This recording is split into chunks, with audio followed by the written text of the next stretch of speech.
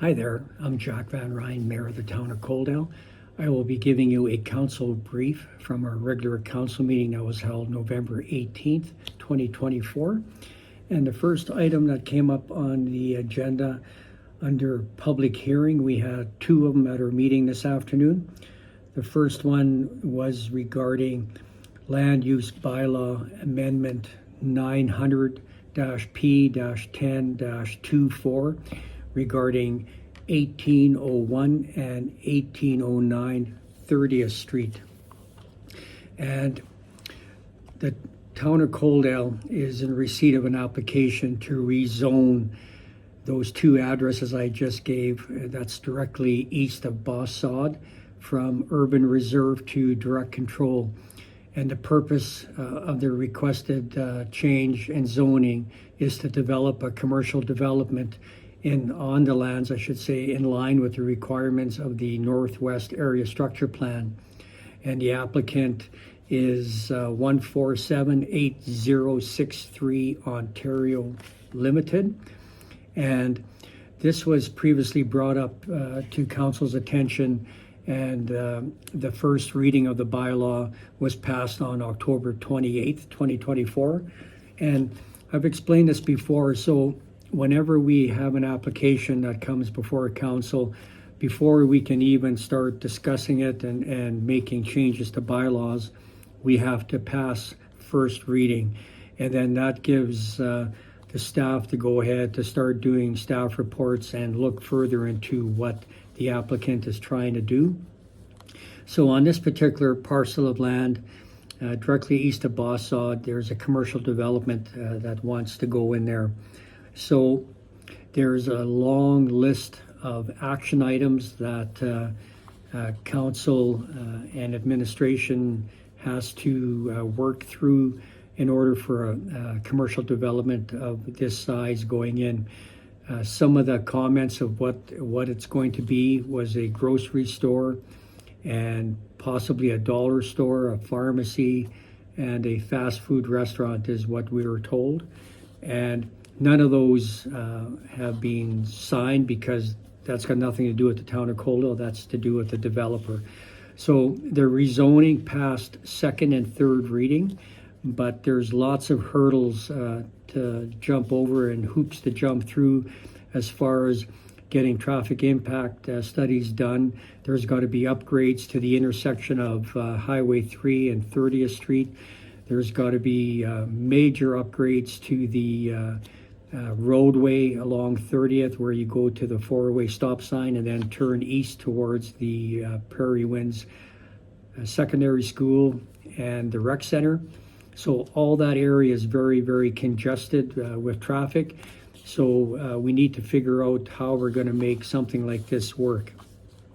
So again, the second and third reading passed. So now the developer can start doing the to-do list as far as getting all the research and background information completed, so it comes back to council at a later date. And then we had another public hearing after that, and that was regarding Land Use Bylaw Amendment 903-P-10-24, and that was regarding the establishment of a Malloy Landing residential overlay. And the developer of Malloy Landing subdivision is preparing to move forward with the multifamily portion of the first phase of the development. Prior to doing so, the developer is requesting alterations to the regulations within the residential multifamily R2 zoning to allow for development to more closely align to expectations from major multifamily builders in the region. Specifically, the developer is requesting the establishment of a unique set of rules over and above those rules currently established within the R2 zoning that would apply only within Malloy Landing, similar in nature to the downtown overlay, which provides for unique regulations within the commercial C1 zoning specific to properties located only in downtown Coldell. So that was another overlay that we did previously. So as part of that, Council approved second and third readings on that proposal. So now that bylaw is going to be drafted, and that will give Malloy Landing another tool in their toolbox to attract development in their development from a multifamily construction point of view. And then after that, we had another land use bylaw amendment, 905-P-11-24, and this was regarding commercial C2 to commercial C1, and this is regarding civic address 2511 21st Avenue, and that is just to the southeast side of Fast Gas, and we have a application before us, and it's to accommodate the construction of a financial institution, which is neither a permitted nor discretionary use within the C2 zoning. So that particular commercial area, for whatever reason, we cannot put a bank in there. So Council passed first reading on that, and again, that is to get the discussion started. So now the required homework to come back to Council to get approval by means of second and third reading has to be done first. And the lending institution, or the applicant, I should say, is First Choice Saving and Credit Union Limited. Then we had another land use bylaw amendment request, and this is regarding first reading. And this one came also from Malloy Landing, and it's regarding bylaw amendment 906-P-11-24, and that was for rezoning urban reserve to multifamily residential R2 in Malloy Landing.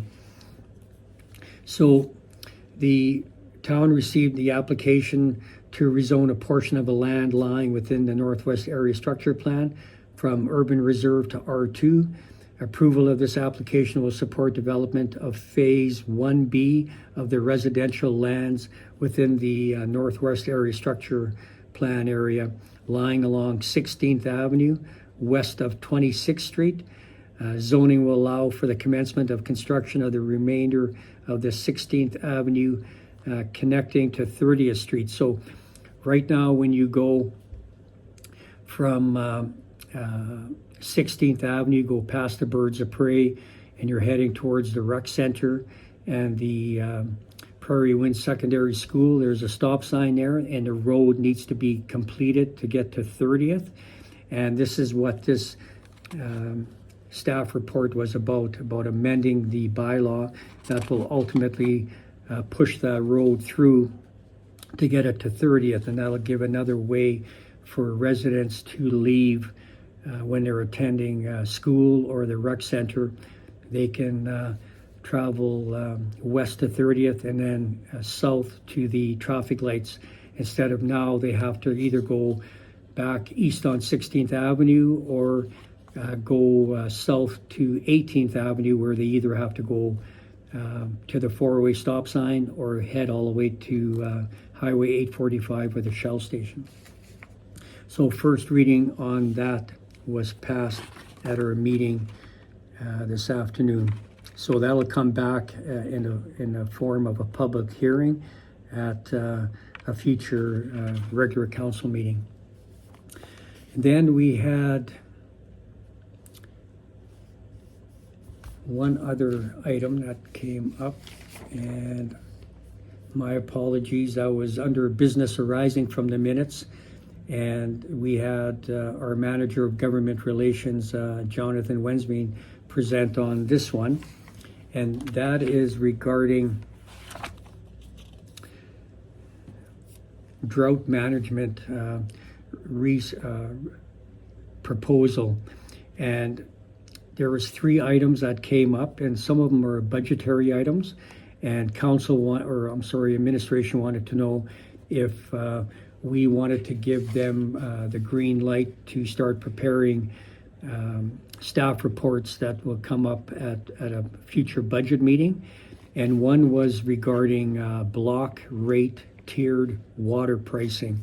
And this is for potable water. And right now we have a standard rate for everybody. And people that abuse the amount of water, and maybe abuse is a strong word, but people that want to water their grass 3 times a week instead of 1 time a week, they're getting the cost of water at the same price when other people that are very mindful of the drought situation that we find ourselves in, that they manage their water use more strictly. So this is being done in other municipalities as well, and it basically boils down to user pay. If you use a lot of potable water, you're going to pay more money, and it's going to be a tiered system. So we gave administration the go-ahead to bring back more information to council for further deliberations at a future budget meeting and or regular council meeting. We also looked at how we can reduce water usage at the Coldell Spray Park. Right now, it's one of the largest potable water users that we have. So with the spray park, there's a lot of water coming out of all the different spray nozzles, and it runs down into a drain and goes into our storm system. So we're not saving any water. We're not trying to recycle. So if we want to do our part as far as drought management and to try and conserve water, is to figure out a way how we can recycle water at the spray park. That's done at almost all the new spray parks now. So they clean the water, they recycle it, and they push it out again so they can use it a second time. So some of the budget numbers I came back for that were in the $200,000 range. But I'm just going to pull this off the top of my head. But the spray park uses over $30,000 worth of potable water a year. So for the $200,000 budget number, we can get that money back quickly by recycling and saving water. So that was given the green light to come back with more information as well. The last item was regarding xeriscaping. And the xeriscaping is where you do a different type of landscaping, and the goal of that one too is to reduce potable water consumption, and by the town adopting voluntary xeriscaping measures that include updating the town's landscaping guidelines and producing educational materials about xeriscaping. And xeriscaping is where you don't have so much grass, you have decorative rock, and you can get some drought-resistant shrubbery in there as well. And similar to what we did in the spring with Rain Barrel rebate program, where we paid up to a certain amount of money towards the purchase of a rain barrel, we'll do the same thing with if new construction, both new homes being built, let's say in Malloy Landing. So instead of them putting in grass everywhere, they could do xeriscaping, and there'll be a rebate program for that. So council passed a motion on that one as well to bring back more information, because I think it's the way of the future.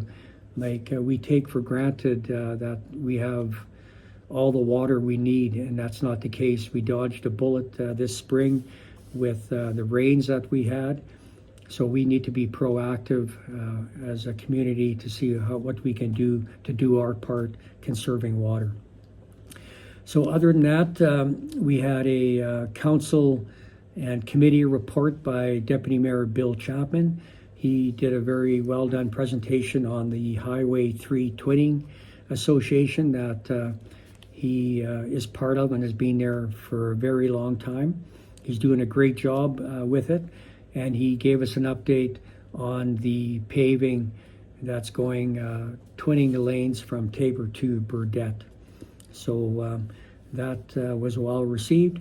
And then we had some information items, minutes from several meetings, including SEWA, Emergency Advisory Committee, the Citizen Committee appointments, and the summary of the council-appointed boards and committees. And that was all, a motion was passed to receive those as information. That was it for the open portion. So what I'm going to do, that I do every time I do one of these recaps, in the comment section, I'm going to have a link where you can go to our agenda, and all those blue items are the staff reports, and you can click on those and it'll take you to the actual staff report where it will explain everything in more depth. And I strongly urge and encourage that you do that, because you can see all the work that our staff do in putting these staff reports together. And other than that, if any questions come up out of any of this, I will have my email address, I'll have my texting number, or my cell number where you can text me, you can call me. And the same goes for all the other members of council. We are always available. We are all about being transparent with everything that we do around that council table. So I encourage you to reach out to us. And for myself, if you see me on the street, stop me. We can go for a coffee and talk about anything and everything. And other than that, that's it. So have a good rest of your week, and I'll talk to you soon. Take care. Bye-bye.